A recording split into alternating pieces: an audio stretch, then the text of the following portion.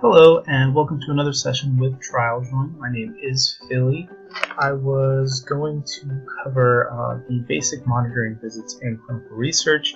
We do have a series right now going on with CRA knowledge. I had another video where I briefly covered these points, so I just wanted to go into a little more detail to help anybody who has a little bit of confusion between the many different types of monitoring visits.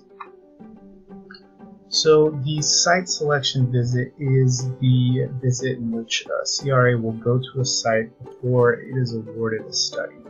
And what this entails for the CRA is that the CRA is making sure that the research site is doing what it can, what it said that it could do in the feasibility questionnaire. So, for example, they'll make sure that all the equipment is up to standard, that they have all the necessary equipment to run this particular protocol.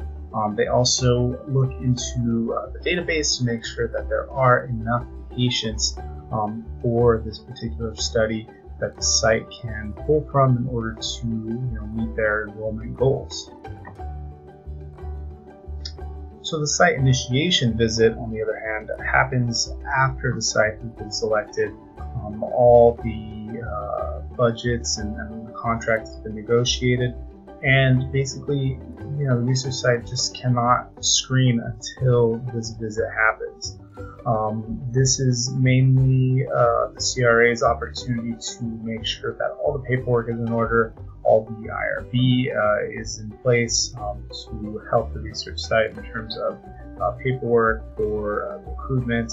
And this can also be good for the site if they have any questions about the protocol, anything about their deadlines. This is the time to really make sure that you are on the same page in terms of what is expected from the research site. So the regular monitoring visits, that's something the research site, I'm sure, is very familiar with. These are the visits that are they come during the study and they make sure that all the data is in place. Sometimes, depending on what type of verification they need. So there can be traditional monitoring in which the CRA goes through all the data to make sure that everything matches up with the original from the research site, or it could be risk-based monitoring, which the CRA focuses on areas the sponsor considers to be risky for the study. The risk-based monitoring is something that is fairly new, in which the sponsors are really allocating more time and energy for things that they deem riskier in terms of monitoring.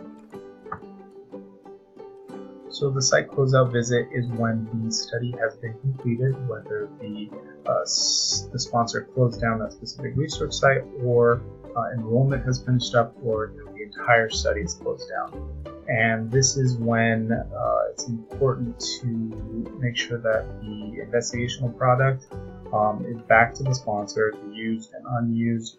All the lab kits need to be destroyed.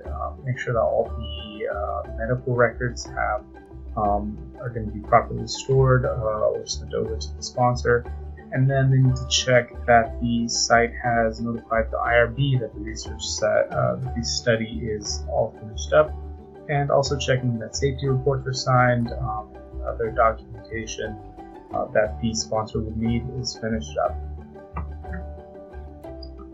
And the pre-audit visit is when CRA will go before an audit, which the audit can be by the FDA, a sponsor, a CRO, and it will make sure that everything is ready for the audit. So the investigational product, accountability, the investigator oversight, all the documents, make sure everything is in order, make sure there are no mistakes, just so that when the audit does happen, everything goes smoothly and they have all the paperwork ready so that they can come in and see exactly what's going on, and that the site is prepared for an audit.